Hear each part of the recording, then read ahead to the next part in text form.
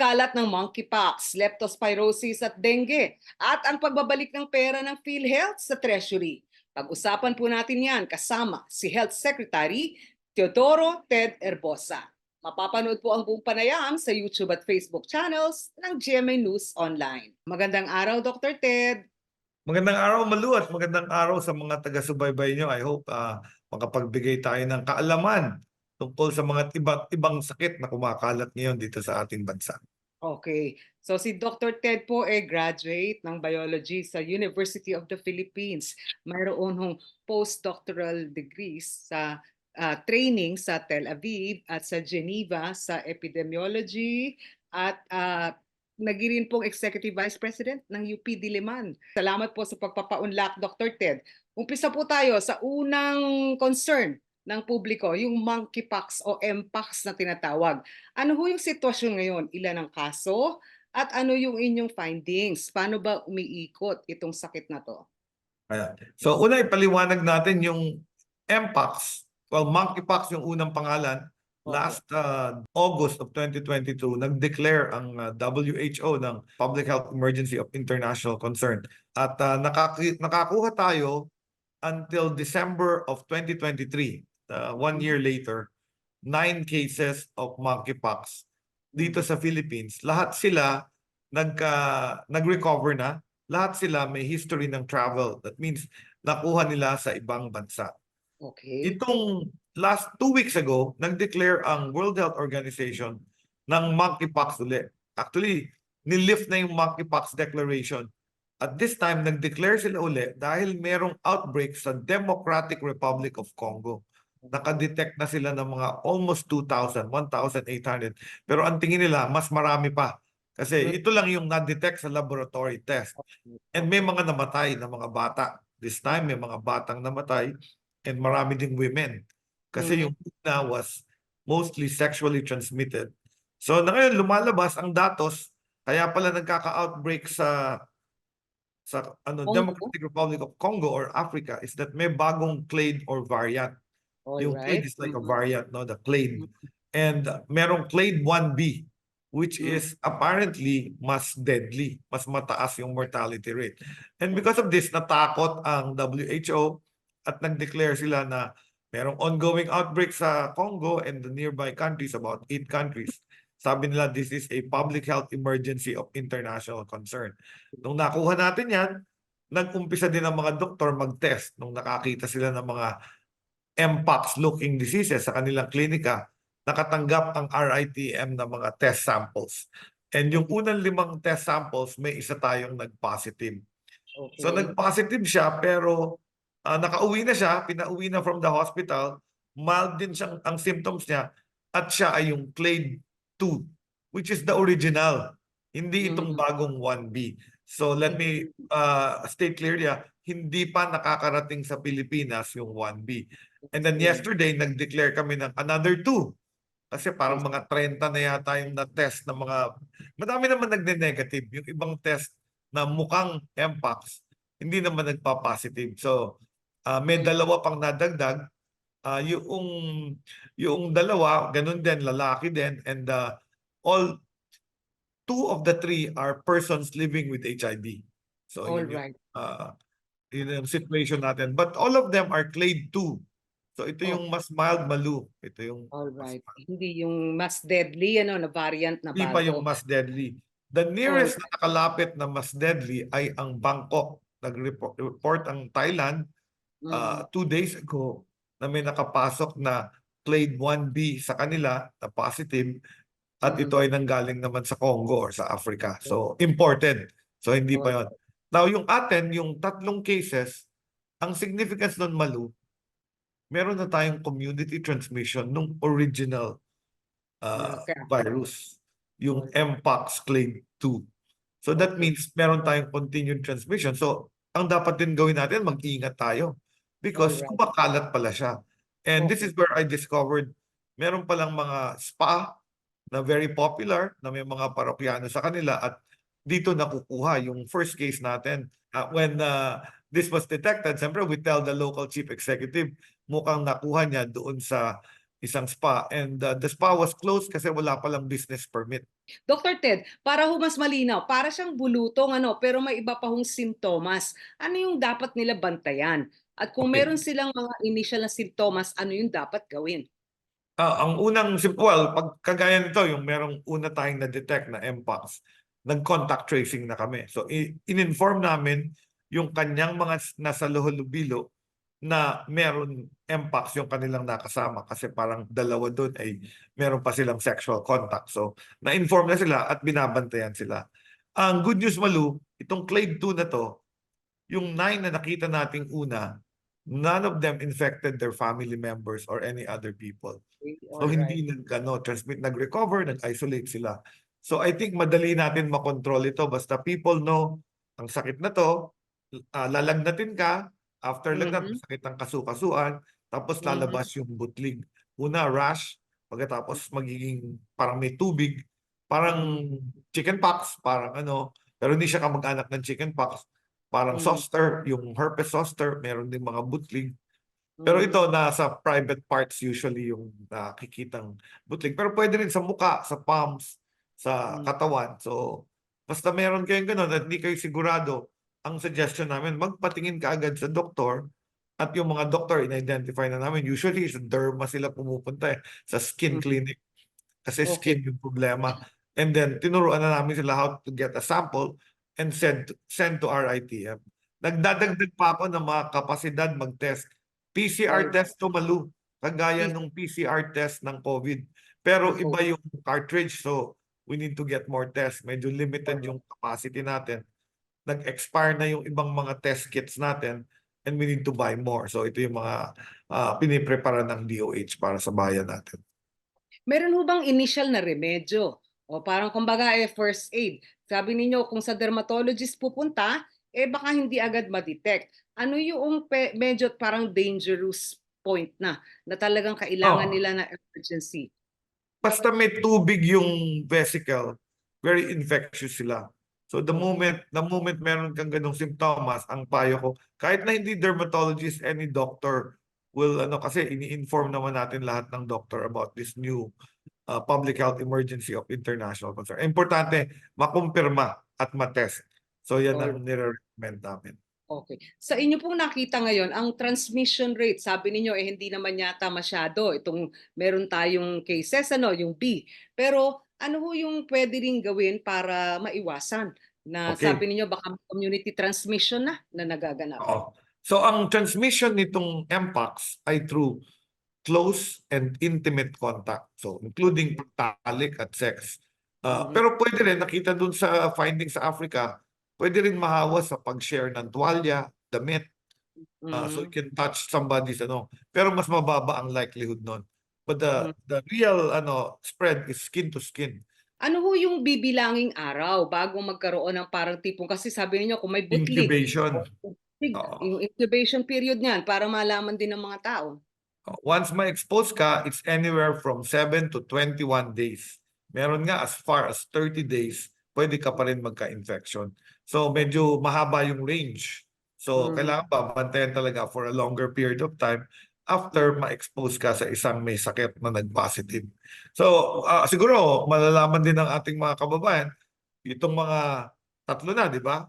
opo. Siguro per person, mga nakaka-identify kami ng 40, 40 na nililist nila as their close contacts. Tinatawagan din yon ng aming contact tracers at ini-inform sila na may Mhm, nakahalubilo kayong okey. positive at Wala mag-observe.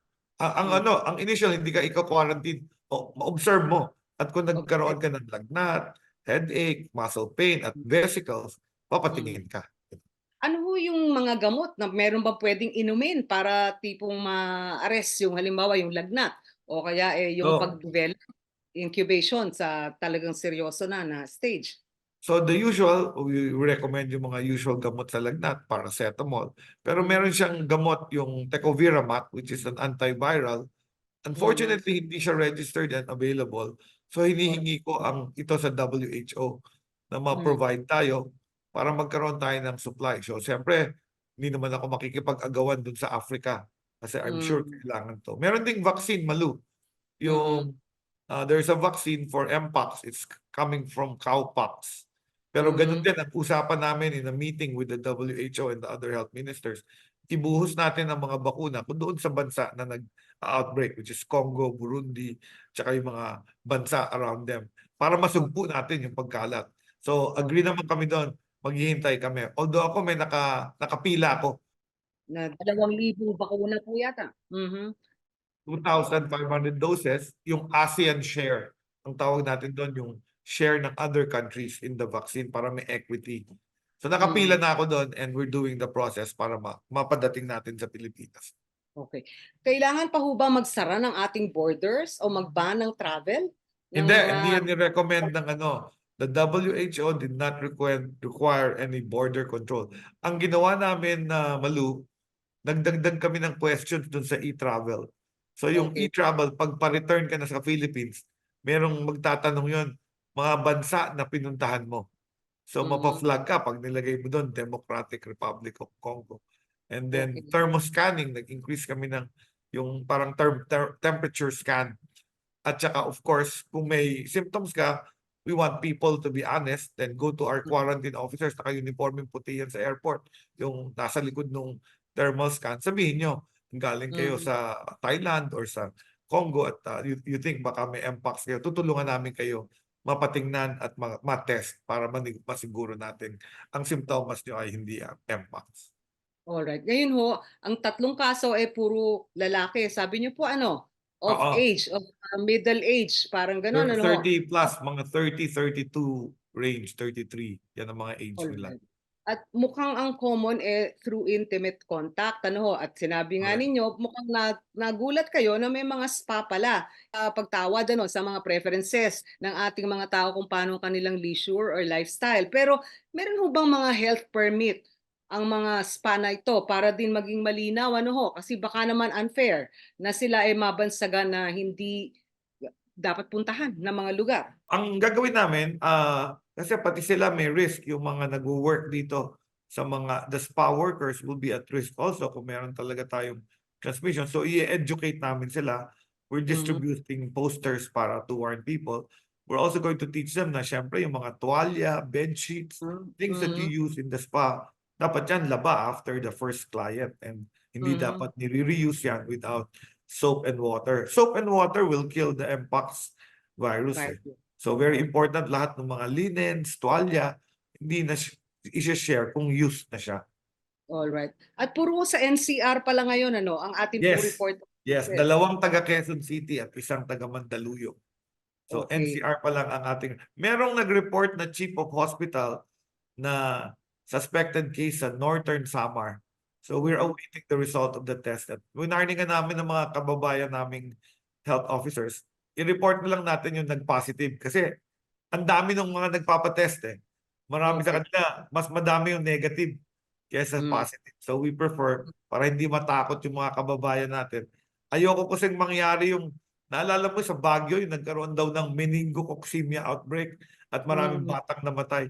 Turns out, hindi pala meningococcemia outbreak. Nagkataon lang, yung mga batang namatay ng measles, namatay ng pneumonia, na-label din as meningococcemia, na fake news tayo. So, very ingat kami ngayon sa pagkalat ng fake news. At kayo din, ang recommendation sa mga kababayan natin, kung may nakita kayo at hindi kayo sure, please don't share. I-verify nyo muna sa kaibigan yung doktor. Tingnan nyo ang website ng WHO, ng DOH, ng CDC, para verified kung totoo. Marami kasi nagkakalat din ng ano eh, parang fake news. Kung minsan yung mga tao gusto i-share ka agad, akala nila nakakatulong sila. Hindi po, nakakadagdag tayo sa panic at kaba ng ibang mga tao tungkol sa mga maling balita na kinalat natin. So, think before you click. Think before you click. Oo. Kasi kalusugan, pag pinag-uusapan yan, syempre, lahat ho ng mga nanay, tatay, ate, kuya, on red alert, ano ho. Pero, matanong ko lang ho, hindi ho ba naman posibleng may misdiagnosis na nagaganap? Sabi nila, parang may appearance din ng HIV AIDS, yung ilang sintomas. At meron din mga HIV AIDS cases din daw na parang nadadiagnose o nalalagay as tuberculosis. Paano mo maiiwasan na parang mapaghalo-halo, hindi ma-confuse yung mga tao katulad ng nabanggit ninyo na naganap sa Baguio? Sige, ang very important, ang HIV ay isang sakit wherein humihina ang immune system pag hindi ka nagkakaroon ng antiretroviral treatment or therapy. Prone ka to all kinds of illness, Mpox, TB. TB ang pinaka-common. Kaya kadalasan pag nakakita kami ng may HIV na hindi umiinom ng gamot, later on, we diagnose them to have TB. And then ganun din, vice versa. Kung may TB, kuminsan kaya pala hindi mapagaling, may HIV positive na sila. So talagang magkaduktong yan. And that's why we're warning key populations. No? Ito yung mga populations namin na at risk, among themselves, mag-ingat. We feel yung those that are high risk, ang pinaka-importanting maging literate or may kaalaman kung paano kumakalat itong mga sakit na to. And we can prevent it. Yun ang maganda, we can prevent it. Para ho sa mga medyo bata, ano ho, yung tigdas at saka yung sinasabi niyong bulutong, medyo parang pag summer period o yung panahon na tag-init yata, dumarami din ang kaso. Paano ho naman iiba ang silip ng mga nanay-tatay na hindi naman yan Mpox, baka yan tigdas o bulutong lang? Tama, no? Yung Mpox, ang kamag-anak nun, yung smallpox. So matagal nang na-eradicate ang smallpox. Correct. Yung chickenpox, herpes zoster, yan yung mga magkamag-anak, yung varicella zoster at herpes zoster. Sila yung mga magkamag-anak na may mga pantal. Both of these diseases, measles, chickenpox or bulutong tubig at yung herpes, yan mga preventable yan with vaccines. Ang tawag namin dyan ngayon, vaccine preventable diseases. So may schedule tayo yung National Immunization Program na yung mga bata makakatanggap ng 9 vaccines na vaccine preventable. At nanggaling lang kami sa pag-outbreak sa BARM dahil maraming bata doon na hindi na bakunahan ng measles. Gumawa kami ng measles outbreak response immunization at nakapagbakuna kami ng 1.2 million na bata katulong ng mga health workers sa BARM. So nasugpo yung pagkalat ng measles doon. Ganun din dito sa pertussis. Naalala mo, a few months ago, lahat ng bayan yata may outbreak of pertussis. So nag-catch up immunization naman kami. Binakunahan sila nung tinatawag na pentavalent vaccine. 5 laman nun eh. Measles, mumps, rubella, DPT, at saka diphtheria, pertussis, tetanus. So 5 vaccines yun. Pinush namin na mabigyan lahat ng mga bata below 6 years old. Actually, below 2 dapat nabigyan ka na nun eh. At 2 doses na kailangan nun. Sa dami ho ng mga bata natin na targeted din yung bakunahan, ano yung coverage na na-achieve ninyo ngayon? Nitong kung sinasabi nyo, 9 na bakuna, ilang percentage ng ating mga bata below 6 years old ang fully immunized? Oo, ang record natin nasa 61%. Dapat yan nagna-95% tayo. Correct. Yung ibig sabihin nun, maraming hindi nakaka-avail ng bakuna. Ang masaklap, Malu, meron tayong 0-dose children. Ito yung bata na hindi nakatanggap kahit isa pang bakuna. 0 dose. At least okay na yung ibang batang nabigyan ng first dose. Protected sila kahit partially. Dati, number 4 tayo in the world sa number of 0-dose children. Pero because of the efforts ng DOH, ay tayo bumaba na, nawala na tayo sa top 5. Kaya palakpakan kami yung mga efforts ng mga health workers. Ang problema, nasa number 6 tayo. Pero unti-unti, Malu. I feel we can get out of the top 10. Ang kulang ho ba dyan ay bakuna, supply, health center, o pondo? Usually, it's sistema. I think it is yung logistics supply chain management. Sabi nila nga, yung pupunta yung nanay, pupunta sa health center, yung araw na libre siya, doon pa walang bakuna. Correct. Sabi ko nga ano ba? Sabi ko, pumunta ka sa kahit anong isla sa Pilipinas, may soft drink, may beer, may sigarilyo, pumunta ka sa sari-sari store. Bakit ganun? May sistema. So sabi ko nga, yung isang soft drink company willing to bring with their trucks yung ating bakuna sa mga pinakamalalayong lugar. Alright, okay. O kasi siyempre mahirap magdala ng sanggol, ano ho? Kung babiyahe ka pa ng habal-habal o Ayan, tama. Para ang hirap po talaga nun. The logistics issue din yun sa ang tawag ko dyan, Malu, yan yung mga hidden cost of healthcare. Correct. Inanalyze namin yan. May bakuna naman sa health center. Pero yung pala, gumagastos sila ng 100 para Correct. 2 pasahero, 50 pesos, magbibiyahe ng 1 oras para makaabot dun sa health center. Eh kung minsan yung perang yun, kailangan nila sa pagkain. Correct. All right. Pagkatapos Okay. kung minsan, wala pang sino mag-aalaga ng ibang kapatid. Yung Oo. mga 4 years old, 5 years old, dadalhin niya yung bagong anak, pero walang pagbibilinan. So talagang hindi nakakapunta. So sabi ko nga, puntahan na natin purok by purok Oo. para malaman kung sino hindi nabakunahan at i-house to house na lang. Kasi Oo. yung mahal eh. If you've been to the islands in the Philippines, sa mga probinsya, ang layo talaga ng health center. Di ba? Oo. Kadalasan malayo siya. Or kung minsan hindi pa nila alam kung nasan yung health center. Kung anong araw nandun ang doktor o Ay, nurse. oo, tama. Or kung available yung bakuna. So, All yan ang right. mga difficulties namin dyan.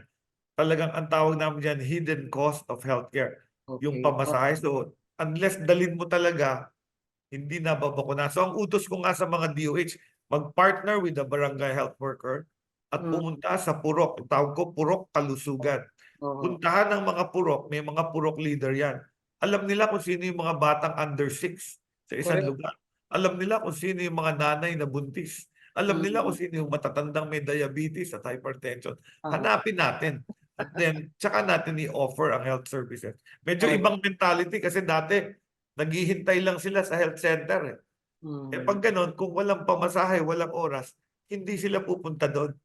Eh yung Mm. isang bahay na mapuntahan mo, sabi nyo, magbabakuna ho kayo, nabalitaan namin, meron kayong 2 years old. Ito ho, dala namin yung bakuna. Eh All right. makakausap mo na yung lola, makakausap mo na yung nanay, kung Mm. minsan yung ibang kapatid, nakita mo na, malnourished yung kapatid. Oo. Makita mo na yung lola may diabetes at high blood pala, walang gamot. Kita All mo yung right. tatay may TB. Di ba? Parang I want to go back to that time na talagang pumupunta yung mga doktor at health worker. Bahay-bahay. Yung mga purok leader, alam nila lahat yan. Okay, ang dami niyong suliranin ano, Doc. Ang isa kong naging issue din itong leptospirosis na sabi Yan pa. ninyo mas mababa yung bilang ngayon so far, 2,100, last year at 2,300, same period, ano po. Pero paano natin maiiwasan ito? Bahain talaga ang Pilipinas o ang Metro Manila at mga malalaking syudad kapag may bagyo. Alam mo, yan yung sinasabi mong numbers, yan yung numbers from January to August. Pero Correct. yung numbers natin after Karina and Habagat, di ba yung umikot kami ni Presidente, Up. yung matinding baha, state of calamity, naka 700 plus ang na-record. Nadagdag. Oo, 700. End of that 700, parang may 30 na namatay. At ang Mm. masaklap, siguro, parang 1/3 nun mga bata. Yung mga Mhm. nakita ko nagsuswimming. So, Mm. sabi ko nga, dapat siguro pagbawalan ng mga bata mag-swimming at magtampisaw sa baha. Kasi nga, Mm. high risk sa lepto. Alam mo, Malu, ang lepto, vector-borne illness. Parang dengue Right. yan. Ang nagkakalat dyan, daga. Ang kaya dumadami ang daga, and this is National Capital Region, ay sapagkat ang ating solid waste management ay hindi up Up. to par. Mm. Madumi ang paligid natin. In fact, I'm sure nung bata ka, makita mo Metro Manila, malinis. So ang nangyayari, pag nag-drive ka around Metro Manila, makita mo nakatambak sa isang kanto lahat Okay. ng basura. Eh pag Alright. ulan, ayan, yung tambak na yan, dyan po nabubuhay yung daga. Mhm. Kasi Mhm. yung may pagkain yung daga. Tapos Oh. dumadami yung daga. Kaya yun, pag nag-swimming yung anak nyo, ka-swimming niya yung daga. Eh syempre Mm. talagang after 1 week, may lepto na yung bata. Right. Ngayon ang transmission po nito, vector yung daga o siya yung parang Yes. parang pinaka sidlan ano po nung Oo, yung leptospira nabubuhay sa daga at kumakalat sa ihi at saka sa dumi correct. ng daga. Dr. Ted, ano po yung dapat nilang bantayan na sintomas at ano yung dapat agad nilang gawin kapag parang may lepto Oo, sa yung lepto parang trangkaso din. mm, Nilalagnat ka pero nanghihina talagang hindi makagalaw, nakahiga lang. And yun mm, ang napansin namin dahil mm, matagal din akong head ng emergency. Late ang diagnosis at late na dadala sa amin. Naninilaw na yung mata at nag-shutdown na yung kidneys. So by the time nangyari na yon, kailangan na namin siyang i-dialysis, kailangan din ilagay sa ICU. Yan pala ang kaya na pupush ko tong lepto, no? Kasi number one, mataas yung mortality rate, almost as high as 10% namamatay dyan. So, kita mo 30 yung namatay out of 700. And then, mahal siya. That's why, kaya natin na-discover yung lepto. Nag-call for help yung executive director ng NKTI.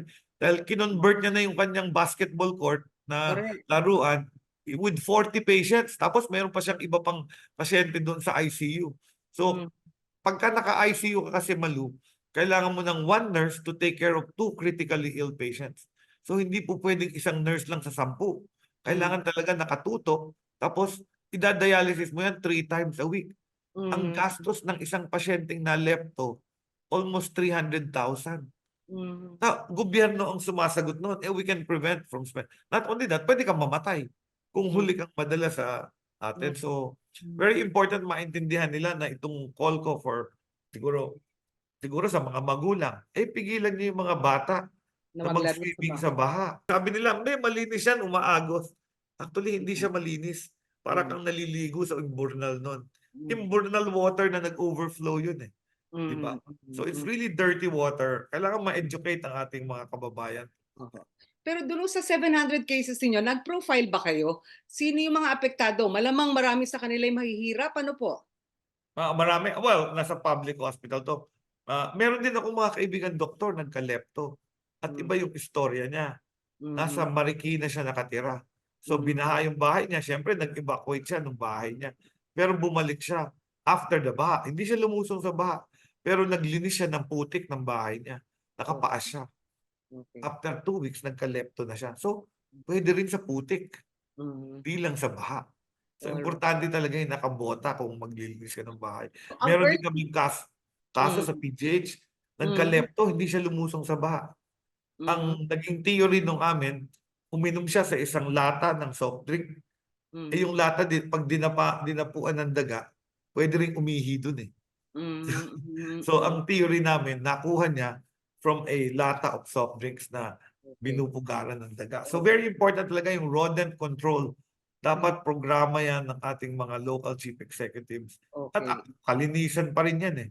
It's still Okay. cleanliness. So. Matanong ko lang ho, meron ho ba kayong parang estimate? Kasi 20 bagyo ang bumibisita sa Pilipinas daw kada taon on average. E di ibig sabihin, lalo na kung yung ating mga drains at yung ating mga creek, wala na talagang paglulugaran. Kung malakas ang buhos ng ulan, uulit at uulit itong kaso ng leptospirosis na tumataas. Meron ho ba kayong parang estimate na parang medyo medium term plan?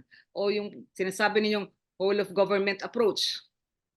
Oo, well, ang thinking ko is part of public health yan kasi pinag-isipan ko na tong problema to nung regional director and undersecretary.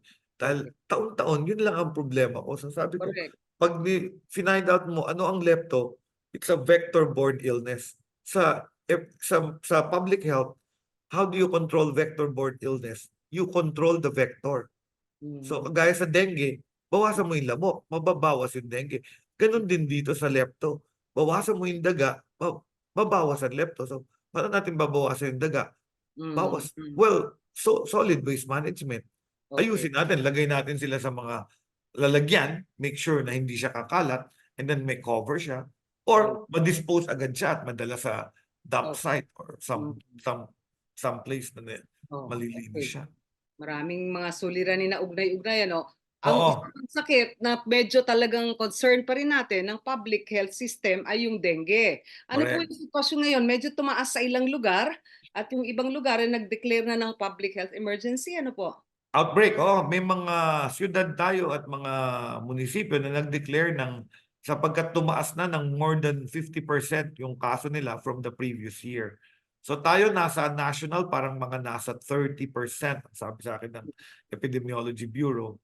Actually, uh, dengue season na. Mm, Usually bare months is dengue season.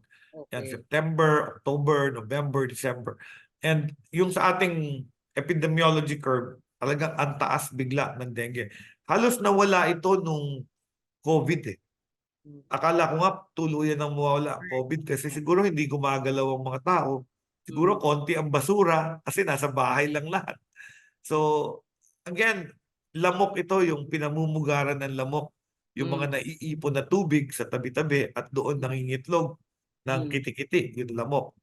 So to me, vector control at pag alam nating season, alagaan natin ang mga bata.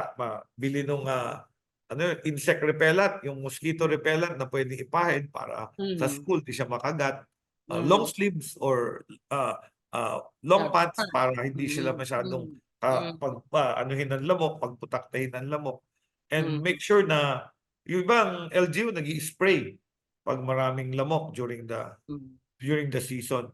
So yan ang ibang mga ginagawa namin. Ang good news, Malu, dati napupuno ang mga ospital pagka dengue season. Ngayon medyo nakokontrol namin sapagkat meron na kaming rapid test, yung NS1. So ang nanay nakakampante kasi pupunta kami sa emergency, sabi, test ko natin yung dugo ng anak nyo, mukhang dengue. Malalaman kung dengue nga o hindi. Okay. Although hindi siya 100%, meron din siyang false negative. Pwede pa rin dengue. Pero yung case management po, yung early detection at saka ano yung danger point. Kasi sabi nila, merong parang dapat babantayan kasi tal din ho umpisa. We've become better, no? Alam mo ba, Malu, ang ating mortality rate for dengue is 0.01 yata. Konti na lang namamatay, hindi kagaya ng bata ko, namatay sa HPV remoran.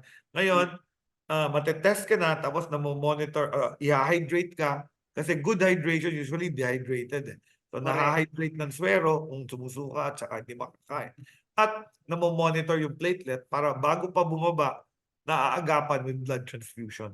So, self-limiting naman. In fact, tutuwa nga ako pag nakikita ko yung mga pediatricians, ang gagaling na nila gumamot ng dengue. Importante lang, madala ka agad sa doktor. Kasi yung iba sasabihin, wala yan, trangkaso lang yan. Yung pala, dengue na. So yun yung mga late ang medyo nagkakaproblema kami na ICU, nagkaka-complications, may cerebral at cardiac complications pag huli na. Pero kung maaga, napatingnan ka agad, na-hydrate, nagre-recover. 99% ng dengue nagre-recover. Alright. Ilang araw po bago yung onset ng fever at yung pantal o matapos yun, dapat konsultahin na at magpagamot na? Anywhere from 4 to 10 days yan. Mabilis. Mas mabilis yan.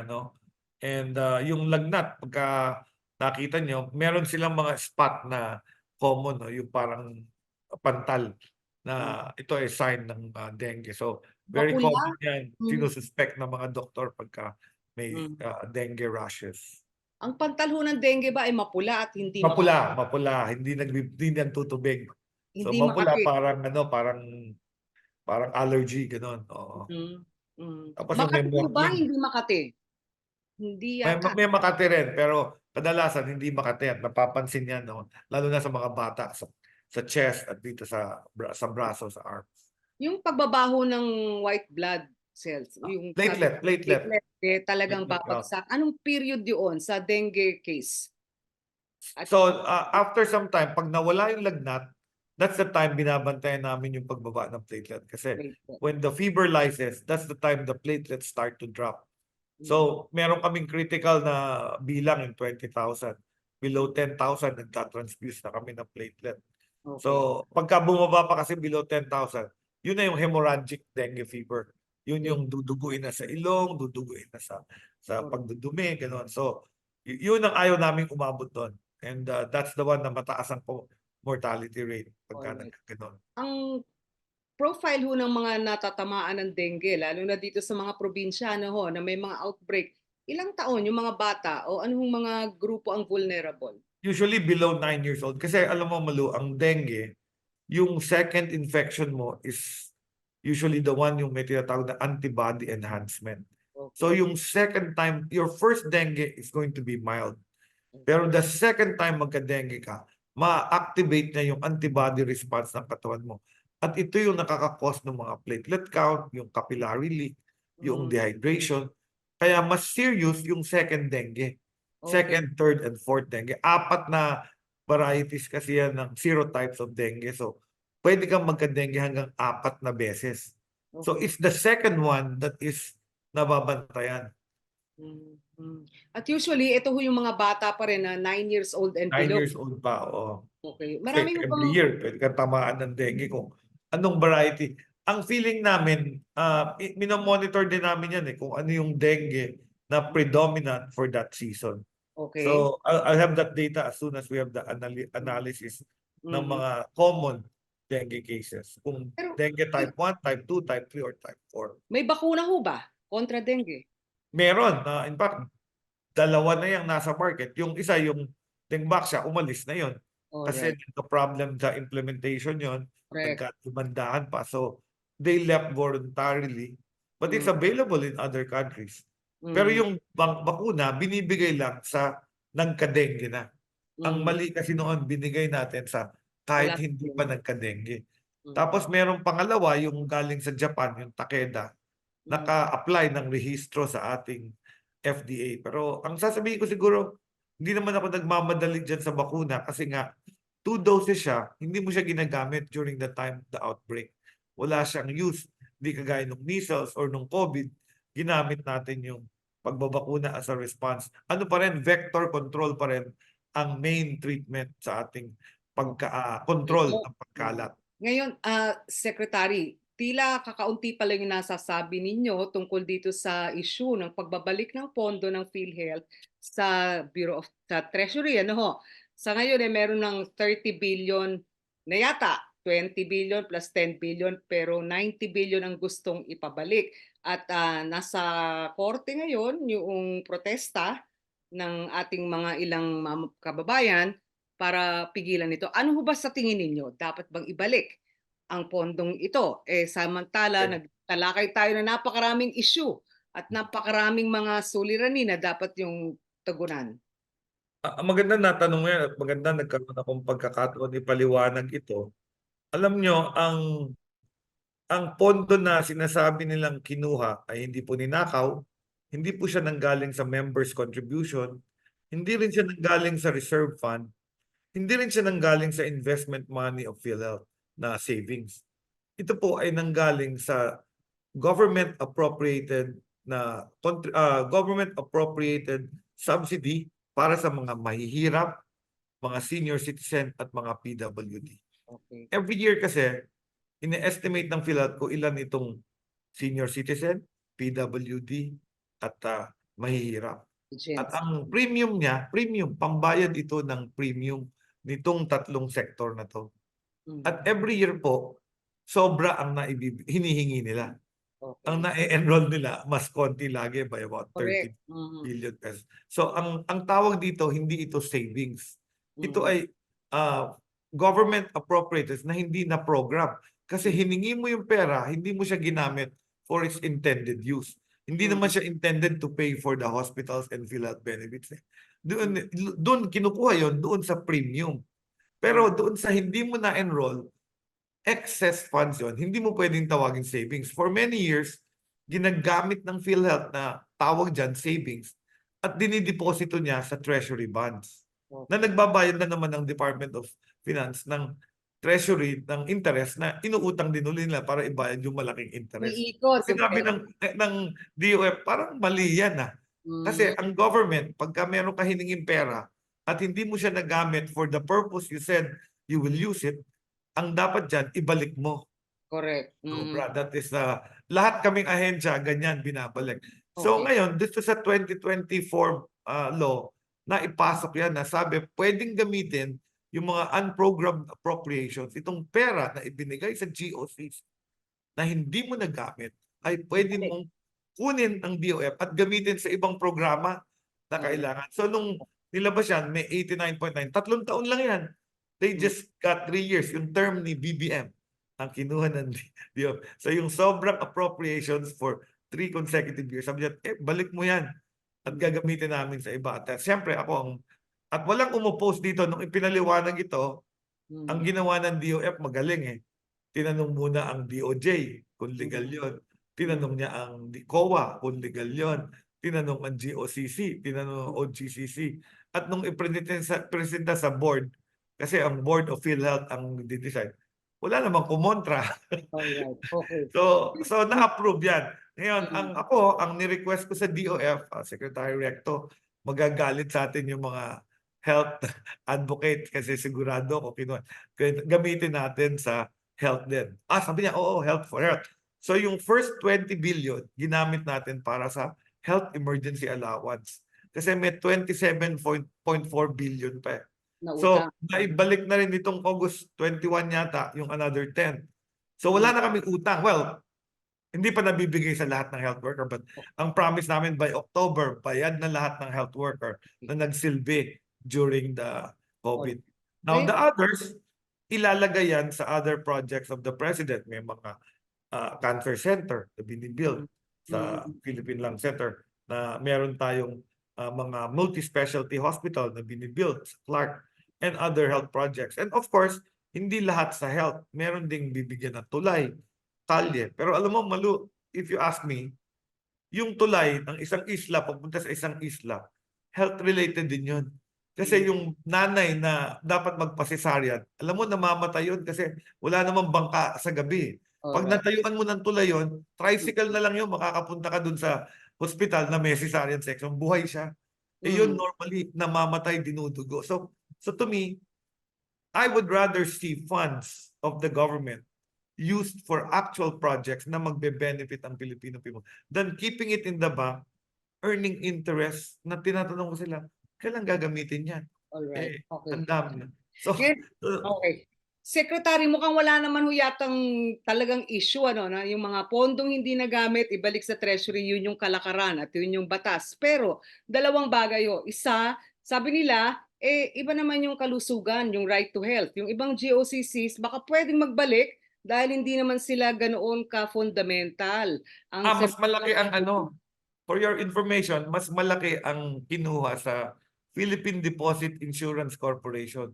250 billion. Ito yung pera na binibigay ng national government na subsidiya para sa mga bank accounts natin in case magka-bank run or bank disaster, insured yung mga deposito natin.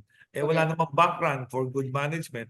So sabi nila, kunin na namin yan, gamitin namin. So mas malaki yun, 253 times as much as the 89. Ang sabi nila, yung mga ganon, hindi naman kasi ganoon ka-fundamental o ka-basic na karapatan, right to health. Ano po? Yun yung isang sabi nila na kakaiba yung PhilHealth na pondong ipababalik. Pangalawa, nabanggit nyo nga ho, dapat ito ay yung government subsidy para doon sa mga indirect members. Ano ho? Yun yung mga indigents, 4Ps, PWDs, elderly. Ang sabi ho nila, ang problema yata sa PhilHealth, yung support value, maliit pa rin. At yung absorptive capacity, palpak pa rin. Parang ba't naman hindi nila nagastos? Actually, tama ka. Hindi yung premium ang problema kasi yung premium ang sinasubsidize ng national government. Correct. Pero yung support value, pag meron ka ng pooled money, yun yung binayad na premium, yun dapat mo kunin yung subsidiya for healthcare. And tama kayo, nabababaan ako. In fact, Department of Health may utang na about 15 billion ang PhilHealth sa DOH hospitals. Laki nun. 15 billion yung tinatawag. Kahit kayo, hindi nababayaran. Oo. Sabi ko, binayaran nyo na lang sana ako ng 15 billion kaysa kinuha ng DOF yung pera for other projects. Ano sabi nila? To me, it's all about efficiency. Correct. Ang board ng PhilHealth, sinabi niya, kuha kayo ng kuha ng sobrang pera. Pero yung dapat yung pinopondohan, yung members' health benefits, hindi nyo napopondohan. Tapos ipon kayo ng ipon sa bangko. That is of no use in the bank because you are a pay-as-you-go insurance. Dapat bayaran natin yung health benefits ng mga membro at taasan pa. Kung may pera pala kayo, billion, dapat ibayad yan para tumaas pa ang health benefits. So it's more about policing them also. Yun yung other side of this. Kaya kinuha ng PhilHealth yan. Parang ng DOF. Kasi sabi niya, umutang kami para ibigay yung subsidy hiningi nyo. Tapos, nung sobra pala, idiniposito nyo uli sa treasury funds. Umutang uli kami. Tayo din na nagbabayad ng utang, Malu. May ikot ang pera sa loob, nagte-treasury bond, tapos yung gobyerno nagbabayad ng pang-cover, Sabi ng, tama naman ng finance. Nakita naman ng members of the board na tama naman yun. And yung clamor ng ating health sector, agree ako doon. Dapat taasan talaga ang benefits and dapat maging efficient siya. Ibayad mo kaagad. Hindi kukunin ng DOF yan. Huwag mo ilagay sa bangko. Ibayad mo doon sa mga utang niyo sa ospital, utang sa health workers, utang sa doktor, utang sa government hospitals. Ngayon, nabanggit ninyo, yung kung sakaling may pondo palang ganyan, dapat sana napalawak yung coverage.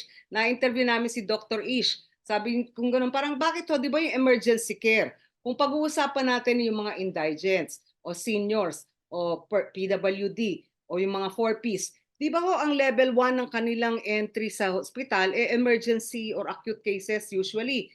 'Di ba ho dati na dapat, covered na yung emergency case ng Alam mo, PhilHealth? Malu, emergency doctor ako eh. Oo, 'di Yun ba nga po? sama ng loob ko, 4 na dekada ako emergency doctor. Correct, Kahit minsan, hindi ako nakakita ng coverage for ambulance and for correct, emergency care. Laging correct. hospitalization. So ang feeling ko nga, if gusto talaga natin ng universal healthcare, isa sa unang pondohan ay emergency package. Dapat Correct. may package tayo sa na emergency na member of PhilHealth at na ambulansya na Mhm. emergency na PhilHealth. Biro mo, ang package nga nila nakakatawa eh. Pag natingnan ka sa isang ospital, nanganganak ka at sabi dun sa ospital, ay kailangan ko kay cesarean, lipat tayo dun sa ibang ospital. Alam mo ba, dun sa second hospital, hindi ka na pwedeng gumamit ng PhilHealth kasi Oo, ginamit mo na raw dun sa unang ng ospital. ospital, oo, okey. And then wala pang sagot yung ambulansya mo. So ang feeling ko, teka muna, mali ang ating benefits. So I'm now chairing the benefits committee of PhilHealth. Okey, Chine-chair ko talaga. At isa sa tutok ko to. I just want to make sure ang Pilipino pag na-emergency, sana man lang sagot na ng PhilHealth. oo. At Kasi least 50% or mm, 60%. Pero yung current support value ng PhilHealth is at 30 eh. correct, 30. mababa ano ho? Mababa siya. Out of pocket pa 70% rin out ano of ho, pocket. karamihan, oho. Galing sa bulsa mo pa rin or ngayon nanghihingi sila abuloy sa mga ano, Sa other groups. Oo. CSO, sa sa PCSO, mga senador, PAGCOR, congressman, kay Gob, kay ayan, mayor. kay Congress, Governor, Mayor, tama. And I wish sana hindi na nangyayari yon Oo, para ganun din kasi sa pera din ng DOH kinukuha ni Gob at ni Congressman. oo, kayo din ang nakakaltasan. Yung sustainability issue daw nila, so tinanong namin, "Ano ba yung actuarial ninyo na projections? Ilan yung mangangailangan ng anong klaseng" kasi may 39 packages daw po ba ang PhilHealth? Kaso mga pera ito na parang ibibigay sa'yo 'pag na-confine ka. Pero nung nagkausap kami ni Doctor Ish, sabi ko parang, yung out of pocket expense abot pa rin sa 70, 60, 70%. 70%. Correct. At ang hindi kasama doon ay halimbawa yung mga doktor, yung kanilang Professional fee. professional, yun yung mga ilang lab test na Correct. wala dun sa ospital mong pinuntahan, kailangan sa iba ka magpapa-lab test. Ayun yung mga minsan, talagang gamot na wala sa formulary. Mga kailangang gamot ho ito lalo na sa mga talagang, Tsaka yung palliative. ginamot na sila ng formulary drug, ba't mo Opo, irereseta uli yun? Hindi nga correct, sila gumagaling doon. So irereseta mo yung mas panibagong gamot. At correct. nakakasama nga ng loob kasi mga esperto sila, mga presidente pa ng mga specialty societies. Kino-caution sila ng mga abogado sa PhilHealth na, "Uy, ba't ka gumamit ng gamot yan?" Teka muna, sila yung doktor eh. Sila yung may alam kung anong gamot ang gumaling ba yung pasyente. Yung tanong, "Oh, gumaling Oo, naman pala." Tama siguro yung nireseta ng doktor. oo, Bakit pero ikaw wala, magdidikta? hindi So, ire-reimburse ng PhilHealth kasi inaayos natin. Alam mo, mahabang usapin Malu itong oo nga. PhilHealth. Pero Anyway, gusto if ko you lang ask matuloy, me, oo, major ang reforms na kailangan ng PhilHealth. But it's oo. a pity kasi nga, a single payer system like PhilHealth is supposed to be very good. In fact, hindi totoo yung sinasabi ni Ish na baka maubos yung pera nila. Ang dami nga pera. Kahit kahit nataasan mo ang benefits niyan at Correct, maubos yung funding mo, it is a pay as you go insurance. Ano ba ang pay as correct, you go insurance? oo, Yung insurance ng kotse mo, Malu, pag hindi ka nabangga, wala na yung pera mong yun. correct, Di ba? Magbabayad ka na naman ng another 30 to 50,000 the following year para covered pa rin yung kotse mo in case mabangga. Ganyan ang PhilHealth. Ang PhilHealth will never lose money. Kaya huwag kayong maniwala sa taga-PhilHealth na sinasabing baka maubos pera. Hindi ako mm, naniniwala doon sapagkat tama, pag naubos ang pera, ang gobyerno ang magpopondo ng PhilHealth. nasa Dadagdagan lang batas, namin ang subsidiya. At correct, laging merong taong may trabaho na nagko-contribute. Paano oh, masisiro yung budget niyan? It correct, just requires good management. Sa ibang bansa nga, and maraming bansa na, sinalba ng national government yung health insurance nila pag naubos yung pera. correct, Sinasalba talaga kasi it's valuable. Number two, sa ibang bansa, pagka yung elective surgery, wala ng pera, October, November, nag-i-skiing na yung mga doktor.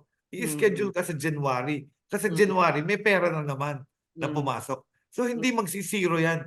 Pwede namang gawin lang emergency yung so matagal ko nang pinababago ito, and you have heard me say hindi mauubos ang pera ng PhilHealth sapagkat gusto Tama. kong, ewan ko, hindi ako actuarial, pero Oo. kung pinipresent sa akin diyan, "Sir, mauubos ho kasi by 2028." Sabi ko, "Ha? 2028 pa mauubos yung pera? Ba't di natin ubusin this year, 2024, para madaming benefits?" So Kasi iba yung tuloy-tuloy pananaw naman ng yung mga nagpapatakbo ng PhilHealth sa pananaw correct. ko at pananaw ng ibang ekonomista.